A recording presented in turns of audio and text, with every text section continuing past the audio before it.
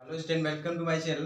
देखिए, आज हमारा जो टॉपिक है बीएससी फर्स्ट ईयर का टॉपिक ये है vector analysis and geometry.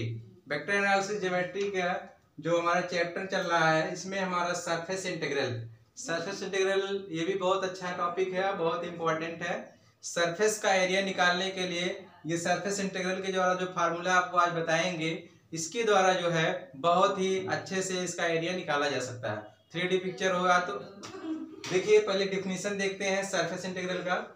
A integral which is evaluate over the surface S is called surface integral.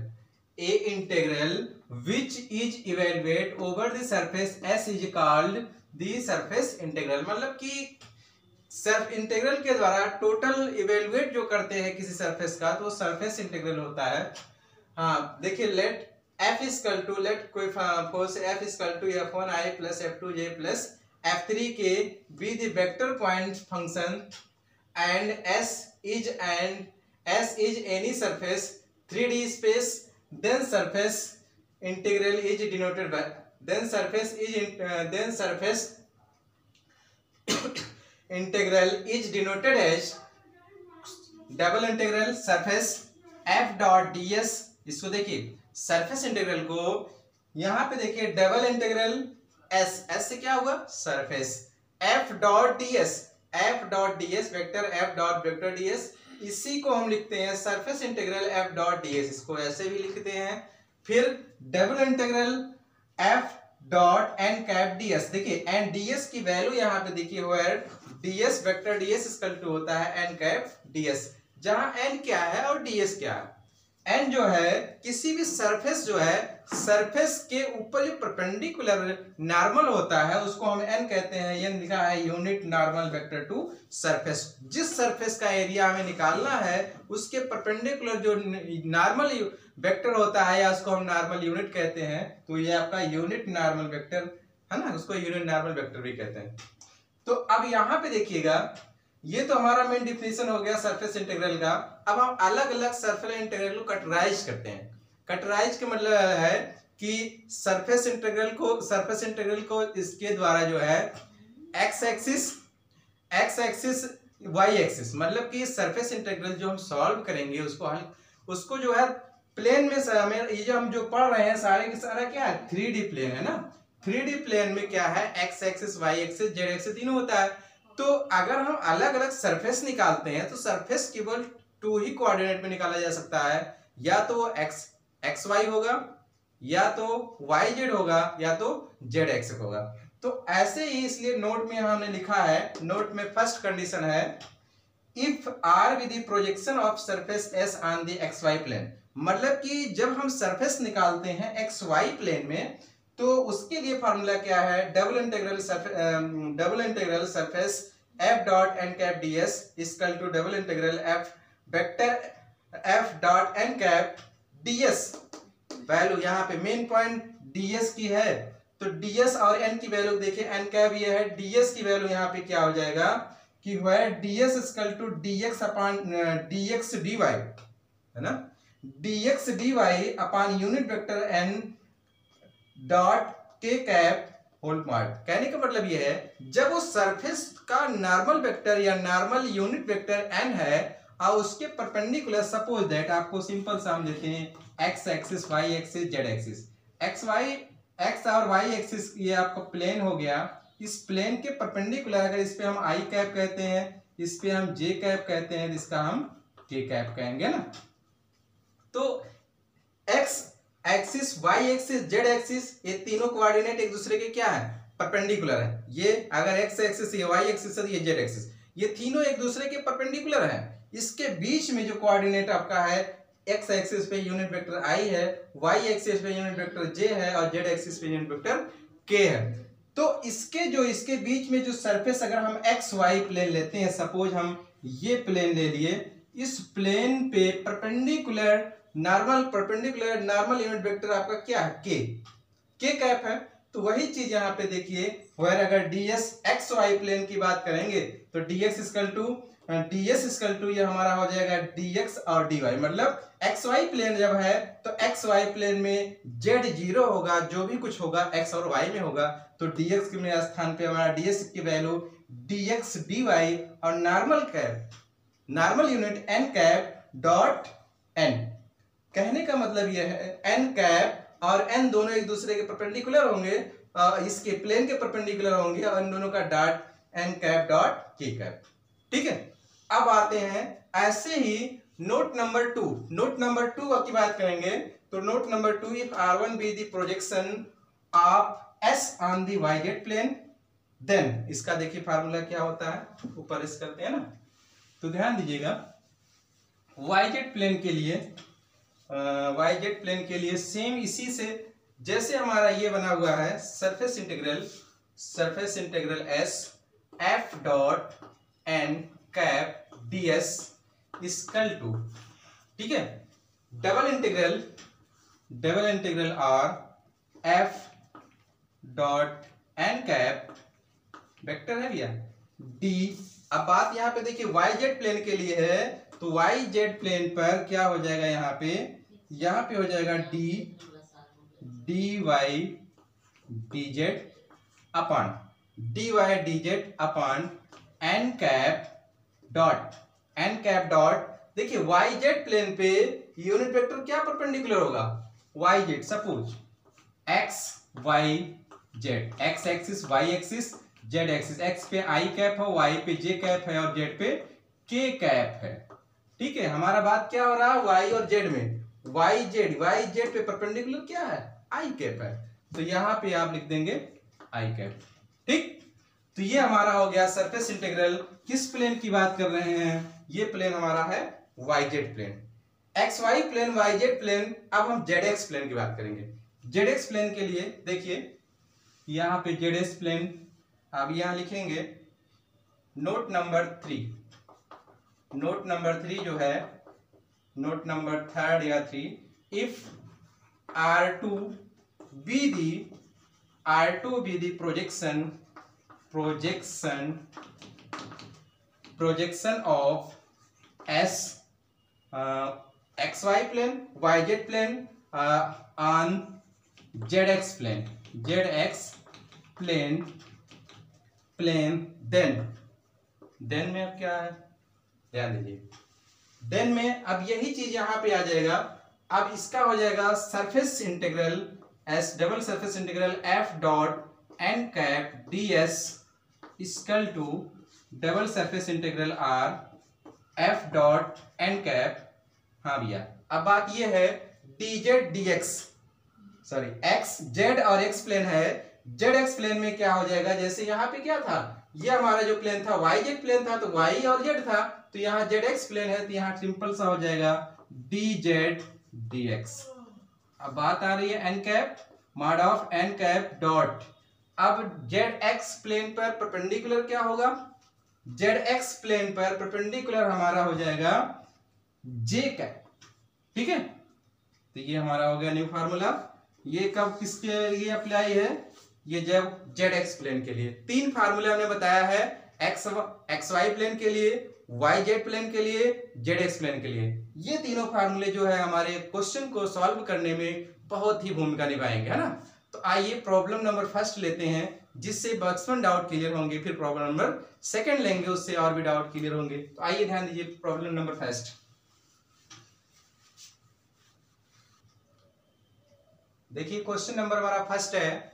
Question number 1 कह रहा है evaluate the surface integral, surface integral s yz i cap plus zx j cap plus xy k cap ds, where s is the surface of the sphere x square plus y square plus z square is equal to 1 of the sphere in the first octant। कहने का मतलब यह है sphere surface integral जो निकालना है, एक sphere है, स्फीयर का एक इक्वेशन दिया हुआ है, ये वो एक स्फीयर है जिसका वर्जिन 0,0 होता है, 0,0,0 होता है। तो कहने का मतलब ये है फर्स्ट ऑक्टेट में हमें एरिया निकालना है, सरफेस इंटीग्रल को सॉल्व करना है। इसके लिए जो एफ की वैल्यू है, एफ की वैल्यू आपका टोटल ये दिया हुआ है, इसको हमने देखिए सॉल्यूशन में गिवन में ये लिख दिया, ठीक है। इसके बाद जो स्फीयर का इक्वेशन दिया है या कर्व का इक्वेशन दिया है, जो कर्व दिया रहेगा उस कर्व का इक्वेशन आपका ये दिया हुआ है। इस कर्व का इक्वेशन सपोज दैट आप x axis y axis z axis. अब ये फर्स्ट क्वाड्रेंट में हमें एरिया यही इतना है। अभी देखिए हमारा तो 2D पिक्चर है, जो व्हाइट बोर्ड दिख रहा है आपको ये तो 2D है, लेकिन रियल में क्या है, हमें 3D पिक्चर की बात कर रहे हैं। 3D पिक्चर में आपका इस फर्स्ट क्वाड्रेंट ऑक्टेंट मतलब स्फीयर है, स्फीयर को जो फर्स्ट ऑक्टेंट जो काट के देंगे आप सपोज दैट हमने ऐसे ही बना लिया है। अब देखिए ये आपका जो इक्वेशन दिया था x square plus y square plus z square, इसको हम फाइव मान लेते हैं। Five equal to x square plus y square equal to z square. Constant जो था उसको भी इस साइड कर लिया, इक्वल टू फाइव कर लिया। अब देखिए फाइव के द्वारा हम ग्रेड फाइव निकालेंगे। इसके द्वारा हमें क्या निकालना है, यूनिट वेक्टर निकालना। जब तक हम यूनिट वेक्टर एन की वैल्यू नहीं निकालेंगे तब तक हम सरफेस इंटीग्रल सॉल्व नहीं कर सकते, क्योंकि एन की वैल्यू आपके क्वेश्चन में गिवन नहीं है, कंडीशन दिया है फर्स्ट ऑक्टेंट, ठीक। तो आगे देखिएगा, सबसे पहले इसका हम ग्रेड फाइव निकालते हैं। ग्रेड फाइव कैसे निकालते हैं, देखिए ग्रेड फाइव इक्वल टू होता है नेबुला डॉट फाइव, ठीक। उल्टा डेल्टा को इसको क्या कहते हैं, नेबुला डॉट फाइव। देखिए नेबुला को क्या कहते हैं, नेबुला की वैल्यू होती है del by del x i cap, del by del z j cap, del by del z k cap. बहुत सीरियसली ध्यान दीजिएगा, समझ में आ जाएगा। फाइव की वैल्यू क्या है, x square plus y square plus z square minus one, x square plus y square plus z square minus one. अब देखिएगा इस जो फंक्शन है इन सबको अंदर मल्टीप्लाई करेंगे। कहने का मतलब है इस पूरे को इसके साथ डिफरेंशिएट करेंगे। पार्शियल डिफरेंशिएट है ये।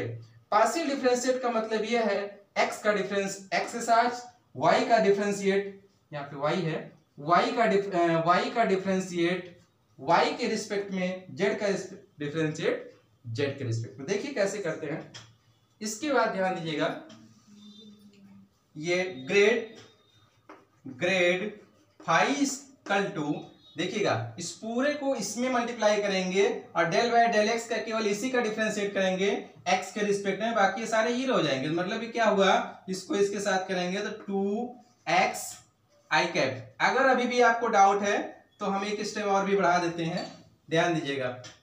तो इस पूरे को x में y में z में मल्टीप्लाई करते हैं, del by del x x square plus y square plus z square minus one i cap minus one i cap plus del by x square plus y square plus z square minus one j cap plus del by del x, sorry del y था यहाँ del Z हो गया, del Z यहाँ हो जाएगा x square plus y square plus z square minus one, ठीक भैया। इसको रेस कर लेते हैं। अब देखिएगा, अब देखिए इसको डिफरेंशिएट करते हैं एक्स के रिस्पेक्ट में, बाकी सब क्या है कांस्टेंट हो जाएगा। पार्शियल डिफरेंशिएट यही होता है, केवल x का x के साथ डिफरेंशिएट करते हैं, बाकी सब जीरो कर देते हैं। आपने पार्शियल डिफरेंशिएट अगर नहीं पढ़ा होगा तो आगे पढ़ेंगे सेकेंड ईयर क्लास में, है ना, बेसिक सेकेंड ईयर में है। तो ध्यान दीजिएगा पार्शियल डिफरेंशिएट हम बता रहे हैं, डेल बाय डेल एक्स का मतलब यह है इसको स्क्वायर है तो x के सापेक्ष, डेल एक्स है तो x के सापेक्ष इसका करेंगे, तो ये क्या हो जाएगा एक्स स्क्वायर का 2x, हाँ आई लास्ट में क्या है आई के, बाकी ये सब जीरो हो जाएंगे, इसको छोड़ दे रहे हैं। ऐसे यहाँ पे 2y जे कैप, ऐसे यहाँ पे 2z के कैप, ठीक। ये हमारा आ गया ग्रेड फाइव। यूनिट वेक्टर हमें निकालना है, यूनिट वेक्टर एन कैप निकालना है, तो उसके लिए फार्मूला होता है, देखिए फार्मूला क्या होता है, फार्मूला होता है unit vector n cap equal to grad five upon grad mod of five, ठीक। ग्रेड फाइव आपने जो निकाला है इसी का ग्रेड की वैल्यू ऊपर लिख देंगे, उसके बाद नीचे उसका मॉड ले लेंगे, मॉड के बाद डिवाइड कर देंगे, जो हमारा आएगा यूनिट वेक्टर एन कैप आएगा। तो देखिए लाके यहीं पे रख देते हैं, ग्रेड फाइव आपने यही निकाला है, 2xi cap plus 2yj cap और प्लस, और ये इसको रेस कर देते हैं, प्लस 2zk कैप, है ना, अपॉन अंडर रूट। भैया हो जब इसका मॉड लेते हैं, यही चीज, इसका जब मॉड लेते हैं तो ijk हट जाता है। आपने फर्स्ट ईयर 11th क्लास में ही पढ़ा है कि कोई भी वेक्टर का जब मॉड लिया जाता है तो उसका मॉड लेते हैं तो ijk यूनिट वेक्टर कहाँ पे आएगा, आपका स्क्वायर में हो जाएगा अंडर रूट के अंदर 2y square plus 2z square. ठीक ठीक भैया।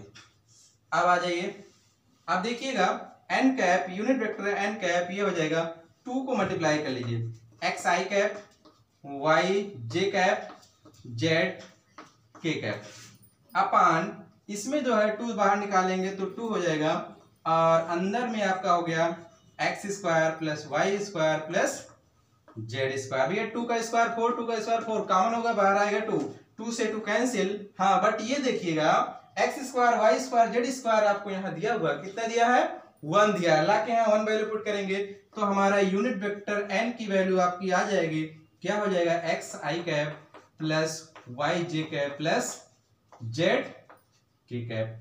ठीक, समझ में आया। n कैप की वैल्यू आ गई, हमें क्या चाहिए, सरफेस इंटीग्रल। हमारा फार्मूला क्या है, s f dot n cap ds, यही तो होता है। तो देखिए f की वैल्यू आपको ये दिया हुआ है, n कैप की वैल्यू हमने ये फाइंड कर लिया। अब वही करेंगे f dot n cap, f dot n cap निकाल लेंगे, फिर बात करेंगे ds क्या एरिया बता रहा, कौन सी एरिया फाइंड करनी है वो आगे बात करेंगे। पहले हम ds f dot n cap निकालते हैं। f डॉट n कैप के लिए देखिए क्या करेंगे, f dot n cap vector f dot n cap equal to yz i cap zx j cap xy k cap. ठीक, डॉट प्रोडक्ट, इसके बाद आपने यूनिट वेक्टर n की वैल्यू निकाला है, ये कितना है, xi plus yj plus zk। चलिए क्या हो जाएगा, x yz है और x i डॉट का 1 होता है ना, तो डायरेक्ट xy z, ऐसे इसका भी ले देते हैं xyz, इसका भी k का हो जाएगा xyz। कितना हो गया भैया, 3xyz। समझ में आया। f डॉट n की, f vector f dot n cap की वैल्यू हमने फाइंड कर लिया, कितना है, 3xyz आ गया ना। अब हमारा जो वैल्यू निकालना है उसके अकॉर्डिंग अब देखिए क्या सॉल्व करते हैं, ध्यान दीजिएगा। f डॉट n कैप की वैल्यू आ गई है। अब बात कह रहा है कि फर्स्ट ऑक्टेंट, अब यहाँ पे क्वेश्चन में आइए, फर्स्ट ऑक्टेंट सरफेस है ऐसे, ये x एक्सिस है, ये y एक्सिस है, ये z एक्सिस है। सपोज दैट x एक्सिस पे i कैप, y एक्सिस पे j कैप और z एक्सिस पे k कैप। फर्स्ट क्वाड्रेंट की बात कर रहा है, फर्स्ट क्वाड्रेंट में आपको सपोज ऐसे हमारा हो जाएगा, ये कोई सरफेस हो गया, ये देखने पे तो आपका 2D लग रहा है, स्फीयर की बात हो रही है, तो ये आपका पूरा होल है 3D पिक्चर में, है ना, आप इमेजिन कर सकते हैं, रियल में देख नहीं सकते हैं। ठीक है, तो अब यहाँ पे इस मतलब ओरिजिन है। अब देखिए आई कैप जे कैप है, फर्स्ट ऑक्टेंट की बात कर रहे हैं, तो परपेंडिकुलर क्या है, के कैप है। तो इसका मतलब क्या है कि हमें निकालना है एन कैप डॉट के कैप। ठीक भैया, एन कैप डॉट के कैप, इसका मतलब क्या है, एन कैप की वैल्यू अभी आपने निकाला था xi plus yj plus zk, और एन के कैप आपको यहीं पे हो गया, तो इसका मतलब आंसर क्या आएगा, हमारा z आ गया। ठीक भैया, हमने सारी वैल्यू निकाल लिया है, अभी आपको रखने में आसानी हो जाएगी। चलिए अब आते हैं फर्स्ट क्वाड्रेंट की, फर्स्ट ऑक्टेंट की बात कर रहे हैं। इसको देखिए, जो जो वैल्यू हमने निकाला है, f डॉट एन कैप की value, f dot n cap की वैल्यू 3xyz, ये हम नोट कर देते साइड में। n कैप डॉट के कैप, इसकी वैल्यू आपका हो जाएगा z। ठीक भैया, अब आते हैं क्वेश्चन के बारे में। क्वेश्चन अब क्या कह रहा है, कैसे सॉल्व करना है, वो चीज यहाँ पे पकड़नी है, वो ट्रिक पकड़ना है, और उसी के द्वारा आगे भी क्वेश्चन आएंगे तो सॉल्व करना है। तो ध्यान दीजिएगा फर्स्ट ऑक्टेन की बात हो रही है, तो x y plane for first octant की बात यहां हो रही थी। फॉर फर्स्ट ऑक्टेन में x y plane then z equal to 0। देखिए जब फर्स्ट ऑक्टेन हमारा जैसे एक्स वाई प्लेन है, फर्स्ट ऑक्टेन है, फर्स्ट ऑक्टेन में जेड रहेगा नहीं एक्स वाई प्लेन में, तो वही लिख दिया गया है। फार्मूला हमारा है surface integral f dot ds, surface integral f dot ds की वैल्यू जो है n vector unit vector n ds है ना। अब ध्यान दीजिएगा फॉर फर्स्ट ऑक्टेन के लिए क्या है, एक्स वाई प्लेन है, एक्स वाई प्लेन में जेड प्लेन एक दूसरे के परपेंडिकुलर होगा, अर्थात जेड उसमें होगा भी नहीं, उसको हम मान लेते हैं जेड इक्वल टू 0। ठीक, अब बात हो रही है कि जो आपका ये दिया हुआ था sphere x square plus y square plus z square equal to 1, first octant की बात कर दिया है इसमें, तो आप यहां हो जाइए x square plus y square मतलब जेड की वैल्यू 0 इक्वल टू 1, तो होगा क्या x square plus y equal to 1। यहां से अगर हम y की वैल्यू निकालना चाहें, x को उधर ले जाएंगे, y equal to under root minus x square. ठीक, अब इसके बाद वी नो दैट जैसा कि first octant x y plane के लिए फार्मूला आपको बताया गया था अभी surface integral f dot n cap ds f dot n cap ds equal to ये डीएस इक्वल टू, अब देखिए सरफेस इंटीग्रल है, डबल इंटीग्रल भी है, तो इसके लिए देखिए डबल इंटीग्रल दो प्लेन है, एक्स के लिए देखिए लिमिट भी फाइंड करते हैं, लिमिट हो जाएगा एक्स प्लेन के लिए 0 से 1, वाई प्लेन हमारा वेरिएबल लेंगे 0 से y equal to under root y 1 minus x square. इसी से ये हमारा जो इक्वेशन बनेगा इसी से हमने फाइंड किया। अब देखिए x इक्वल टू 0 से 1 ये लिमिट हो गई x की dx की। अब y equal to 0 to y equal to under root 1 minus x square 3xyz dx dy upon n cap k cap. ठीक है, अब बात यहां उठती है कुछ वैल्यू हमने फाइंड किया, देखिए इसकी value n cap k cap की वैल्यू देखिए यहाँ पे f डॉट n की वैल्यू भी हमने निकाला था, कितना निकाला था 3xyz, तो 3xyz यहाँ फिट कर लिया। ds की वैल्यू आपका है dx dy upon n cap n dot k cap, इसकी भी वैल्यू हमने फाइंड किया। देखिए यहाँ पे जेड ला के यहाँ पुट करते हैं, फिर इसका बाद इंटीग्रेशन करते हैं, डबल इंटीग्रल मल्टीपल इंटीग्रल आपने पढ़ा होगा बीएससी फर्स्ट ईयर के कैलकुलस के बुक में, मल्टीपल इंटीग्रल कैसे सॉल्व किया जाता है। आइए सॉल्व करते हैं। Surface integral f dot f n cap ds. ठीक, ये आपका हो गया x equal to 0 to x equal to 1, y equal to 0 to y equal to under root 1 minus x square 3xyz। अब ये n डॉट के की वैल्यू कितनी है dx dy अपॉन z से z कैंसिल हो गया।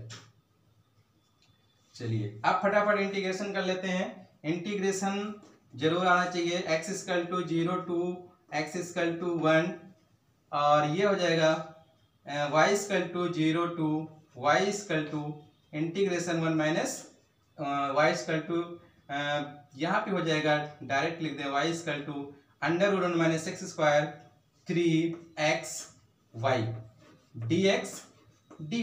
अब ध्यान दीजिएगा अगर मल्टीपल इंटीग्रल में डबल इंटीग्रल में कैसे किसको किसके रिस्पेक्ट में इंटीग्रेशन किया जाता है ये चीज विशेष ध्यान दीजिए।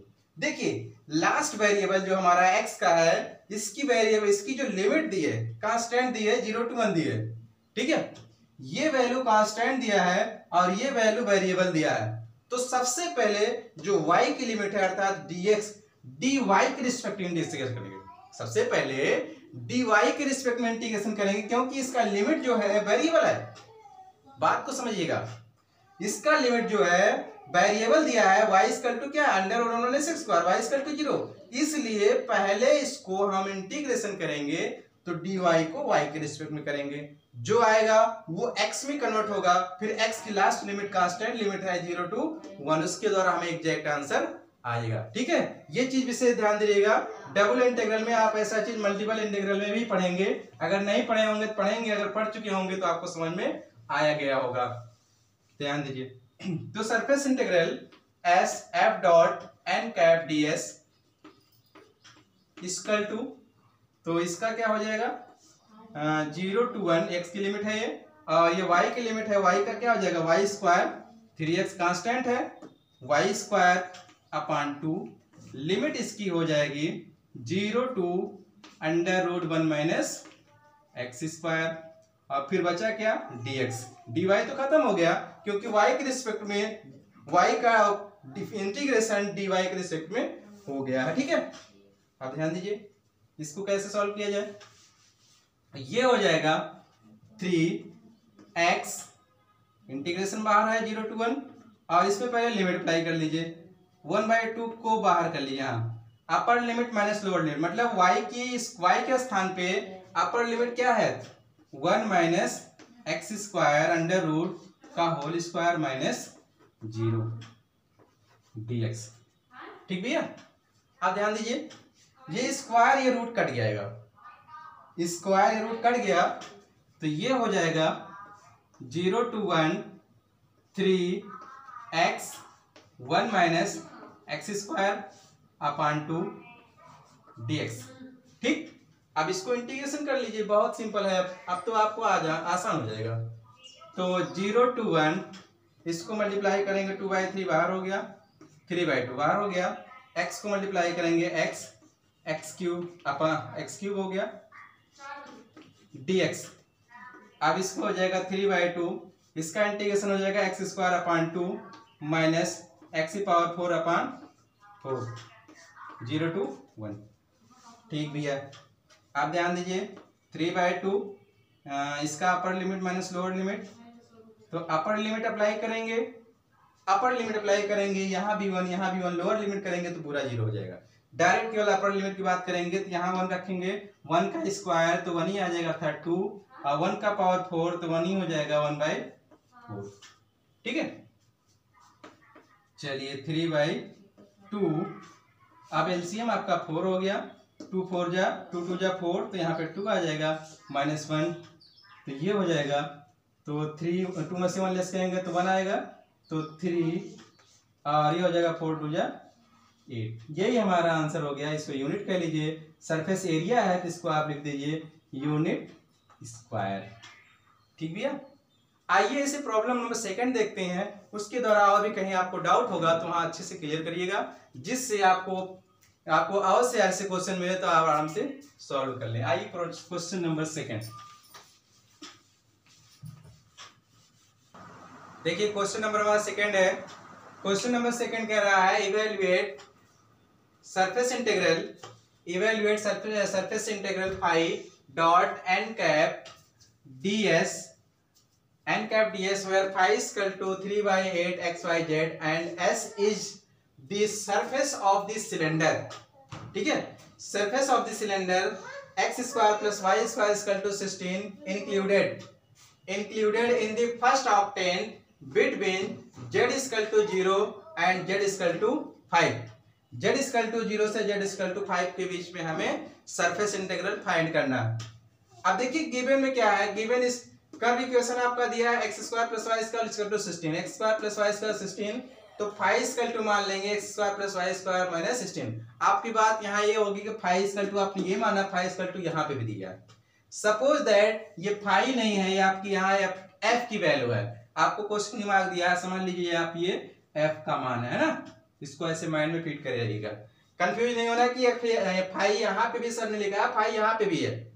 ठीक है, तो ये f की वैल्यू है, फाई इक्वल टू यहाँ है, इसका अब हमें ग्रेड फाइंड निकालना। ग्रेड फाई आपको अभी बताया गया था, ग्रेड फाई इक्वल टू क्या होता है nabla dot phi. Nabla dot phi का मतलब ये है del by del x i cap, del by del x del by j cap, del by del z k cap, ये हो गया, और आपका ये है x square plus y square minus 16। Phi equal to माना गया था। अब भैया इधर क्या हो जाएगा, इसको देखिए डेल एक्स का एक्स के रिस्पेक्ट में करेंगे तो 2x आई कैप और y का 2y जे कैप, k का है ही नहीं तो k 0 है, तो ये आपका हो गया ग्रेड फाइव हो गया। अब हमें निकालना है unit vector n cap. Unit vector n cap का फार्मूला होता है n cap equal to grad phi upon mod of grad 5। ठीक, अब देखिए ग्रेड 5 की वैल्यू क्या है, 2x i cap 2y j cap upon इसी का मॉड लेंगे तो ये हो जाएगा 2x square plus y 2x का होल स्क्वायर प्लस 2y का होल स्क्वायर, है ना। क्या हो जाएगा भैया, ये 2 कॉमन कर लेंगे, एक्स आई प्लस वाई जे अपान यहाँ पे भी 2 स्क्वायर का कॉमन करेंगे, बाहर बनेगा 2 ही बनेगा, 2 2 जा 4 होगा, स्क्वायर बाहर निकालेंगे तो 2 बनेगा, एक्स स्क्वायर वाई स्क्वायर बचेगा एक्स स्क्वायर वाई स्क्वायर। ध्यान दीजिए एक्स स्क्वायर वाई स्क्वायर की वैल्यू यहां से आ जाएगा, एक्स स्क्वायर वाई स्क्वायर की वैल्यू 16, तो यहाँ पे 16 लिख देंगे, 2 से 2 कटेगा, इसकी वैल्यू कितनी हो जाएगी 4। तो एग्जैक्टली हमारी जो वैल्यू है एन कैप का, एन कैप की जो वैल्यू हम यहां लिख देते हैं, एन कैप की वैल्यू कितना आ जाएगा, x i cap plus Y j cap upon 4। ठीक भैया, एन कैप की वैल्यू आ गई। अब हमें क्या करना है, एन कैप की वैल्यू आ गई, अब हमें जो ऑक्टेंट दिया है उसकी वैल्यू हमें निकालनी है। आइए ध्यान दीजिए, अब ध्यान दीजिए एक्स, इसका जो हमें एरिया निकालना है उसकी बात करेंगे तो dx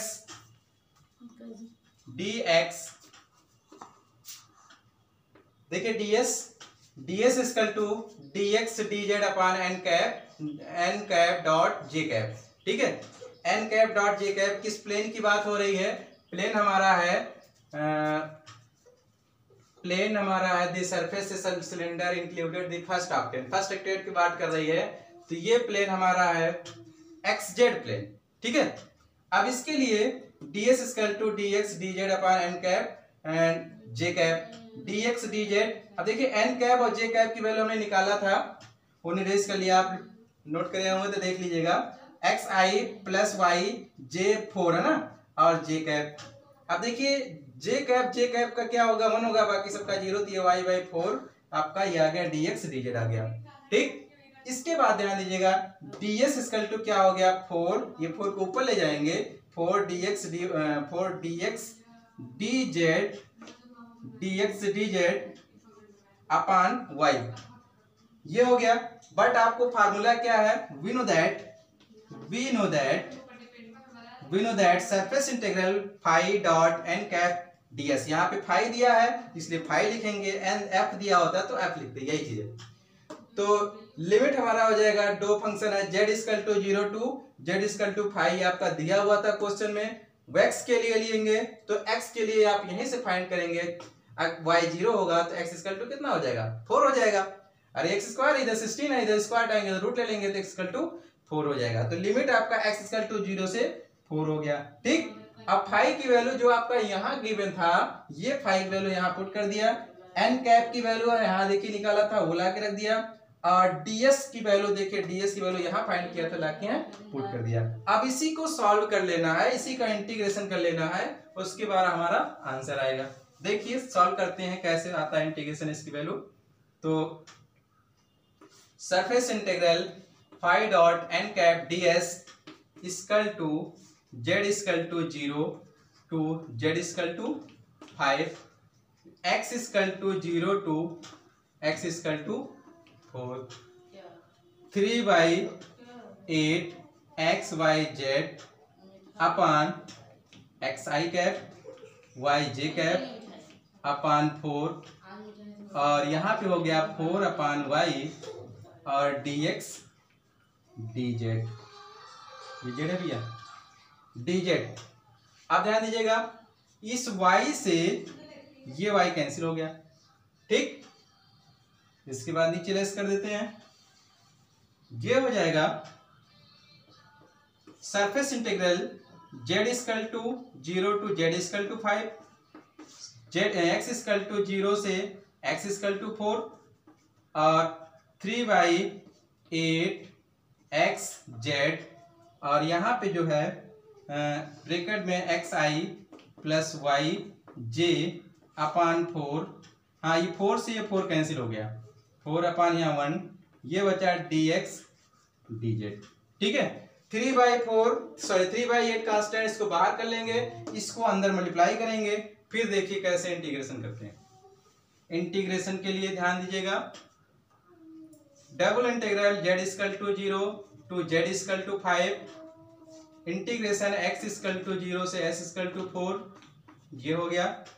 3/8 बाहर निकाल देते हैं, 3/8 ये हो गया।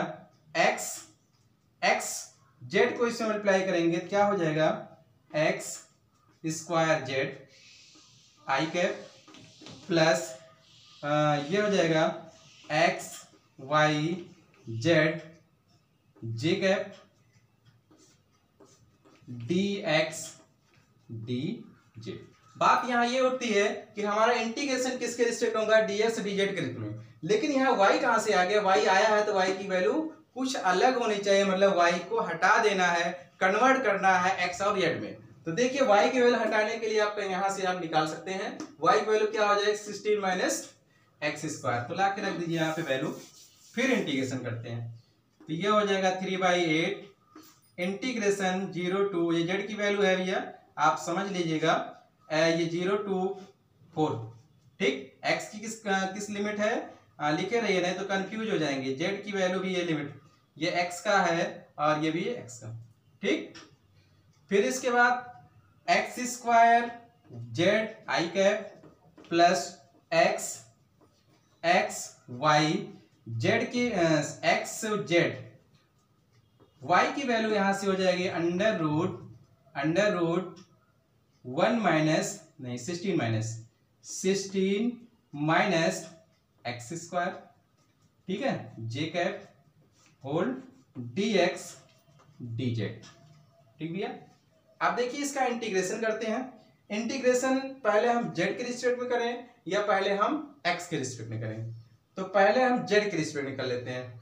z के रिस्पेक्ट में करेंगे तो क्या होगा वो ध्यान दीजिए। तो ये देखिएगा 3/8 और ये z equal to 0 to z equal to 5, x equal to 0 to x equal to 4। अब इसका z के रिस्पेक्ट में इंटीग्रेशन करते हैं, तो z के रिस्पेक्ट में अगर हम इंटीग्रेशन करते हैं तो ये लिमिट आपकी हटेगी, इसको हम रेस कर लें इसी वक्त तो अच्छा है।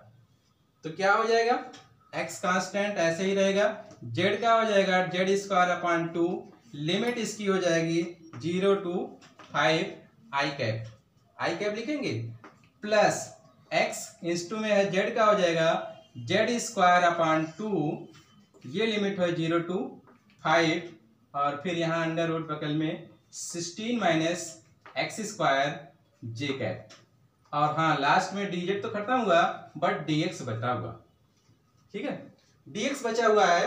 तो अब ध्यान दीजिए क्या करते हैं, तो आप देखिएगा dz upon dz square by 2, limit same दोनों में कॉमन है, उसको बाहर ले आइए और लिमिट बाहर अप्लाई कर लेंगे, ठीक है। लिमिट 1/2 भी कांस्टेंट है इनटू में, और इस पे लिमिट हो जाएगा अपर लिमिट माइनस लोअर लिमिट, मतलब z की 5 की पावर स्क्वायर माइनस 0, ये बाहर हो गया।